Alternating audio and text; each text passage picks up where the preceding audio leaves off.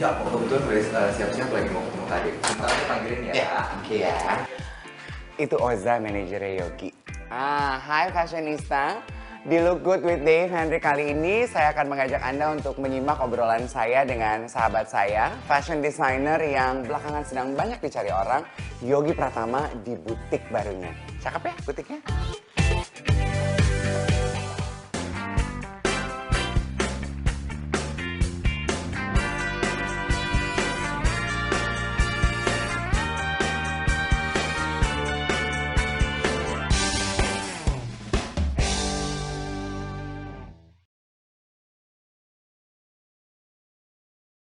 One way or another, I'm gonna find ya. I'm gonna get you one way or another. I'm gonna win ya. I'm gonna get you. Hai Gi, apa kabar? Baik dong. Ih, gila, keren loh butiknya.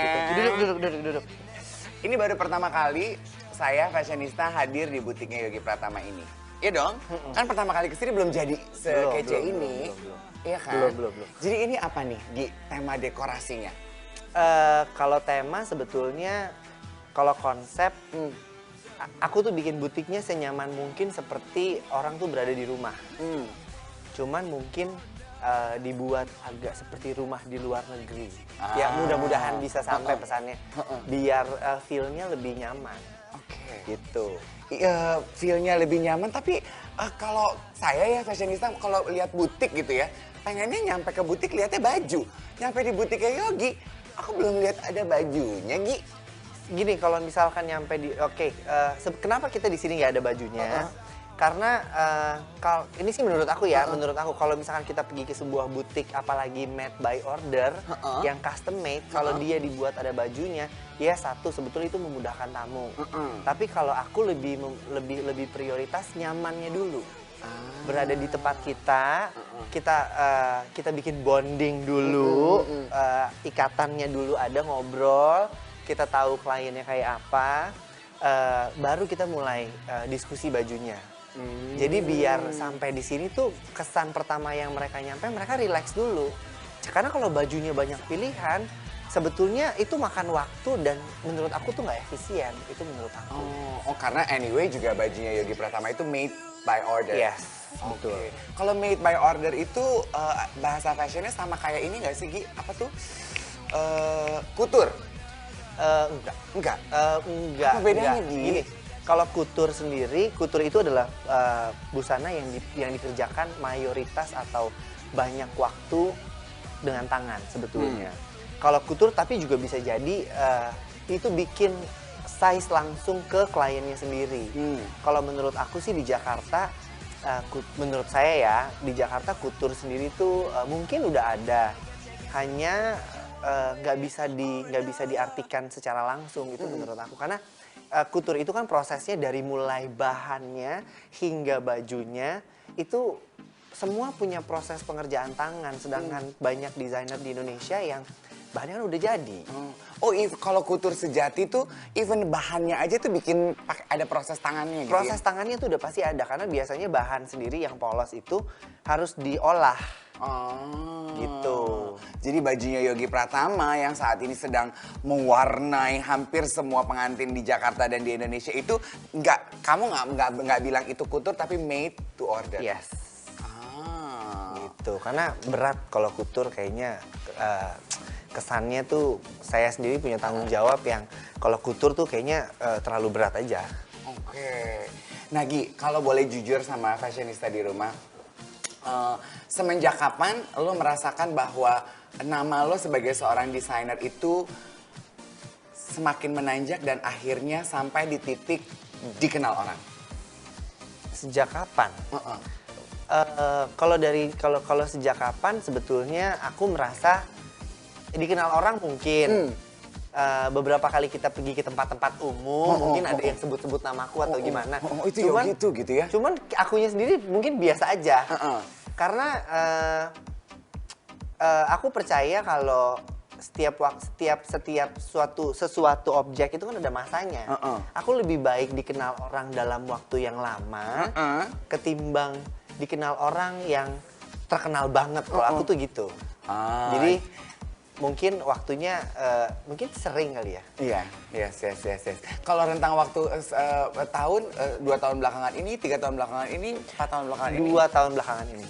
Oke, jadi kita nangkap Yogi ini momennya pas banget fashionista. Oke, coba ceritain lagi mengenai layout butiknya. Kalau ini adalah tempat tamu datang ke sini, ngobrol sama lo di sini. Iya. Terus di sebelah situ apa tuh, Gi? Gini, tadi kan masuk dari situ ya, dari entrance. Kita sengaja bikin layout butiknya atau looknya dari depan supaya orang tuh kepingin atau mereka tuh curious di dalamnya tuh apa. Apalagi aku di dalamnya kan nggak ada baju, di dalam juga nggak punya table karena orang mungkin daerah sini mungkin banyak kafe atau banyak butik. Cuman setiap malam orang lewat sini mereka tuh selalu nanya, ini tuh tempat apa? Ketika mereka baca namanya, mereka baru tahu, oh ini Yogi Pratama yang bikin baju. Nah, ketika mereka masuk ke dalam sini pun, kita lebih banyak menangkap customer yang bertanya dan bikin appointment, ketimbang kalau ada baju, mereka ngeliat-ngeliat lama. Itu maksud aku ya. Yes. Karena kalau terutama kalau sore atau malam, kan lampunya terang kalau di dalam. Jadi lumayan mencolok kalau di depan. Sedangkan kalau udah sampai di dalam, orang tuh kalau udah duduk, pasti ngobrolnya jadi lama. Jadi orangnya sendiri tuh jadi nyaman. Oke. Gitu. Duduk di sini nyaman. Duduknya di sini. Setelah tahu ngobrol sama kamu mau bikin baju apa, nah itu adalah area? Itu adalah fitting room. Fitting room? Yes. Fitting roomnya, ih gila kacanya muter hampir 360. Kita ke situ dong. Yes, silakan. Jadi ini adalah fitting area gitu ya, Gi, ya? Jadi ini tempat memang aku sediakan untuk mereka cobain baju. Jadi kalau klien lu cobain baju tuh puas gitu ya, menurut depan, menurut samping, belakang Iya. Gitu. Gi, apa rasanya tahun ini berapa umur lo? 28. Di usia 28 tahun udah punya butik sekece ini? Happy pasti ya. Ya mungkin ya lebih puas sih, lebih puas karena aku berasa umur 28 tahun aku bisa maksimal memberikan servis yang bukan diomongin tapi mungkin diingat orang. Itu aku. Gitu. Jadi lebih happy aja sih, pastilah. Untuk bisa akhirnya menetes nih mimpi butik ini kan sesuai dengan impian lo dong. Dari awal meniti karir sebagai desainer sampai ke hari ini butuh perjuangan berapa lama? Aku mulai bener-bener serius bikin baju tuh sebetulnya tahun 2010 kayaknya. 2009 akhir hampir 2010 deh. 2010 pertama kali aku bikin baju tuh sebetulnya aku bikin ready to wear. Bikin ready to wear, kita ada toko. Tokonya masih multi brand, masih ada beberapa brand di dalam toko. Ternyata dari situ baru keluarlah ide made by order. Sebelumnya tuh aku nggak berani. Karena teman-teman zaman sekolah waktu itu kan mereka udah mulai duluan dan aku sekolah lagi. Ketika aku pulang 2010 aku bikin, punya toko yang bareng-bareng multi brand itu, dari situ aku baru dapet tamu. Coba dong Yogi jahitin, coba dong Yogi bikinin, coba Yogi jahitin, dari situ awalnya. Baru memberanikan diri dan akhirnya fokus di made to order. Yes, gitu. Dari rentang perjalanan karir sebagai desainer made to order sekian lama, menurut lo Gi, what does it take untuk seorang desainer to make it in the industry di Indonesia? Serius kali ya. Serius sama konsisten kalau aku mah. Serius dan konsisten? Konsisten itu penting.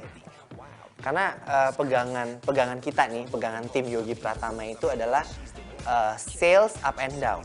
Tapi service stay forever. Itu menurut aku. Oh my God!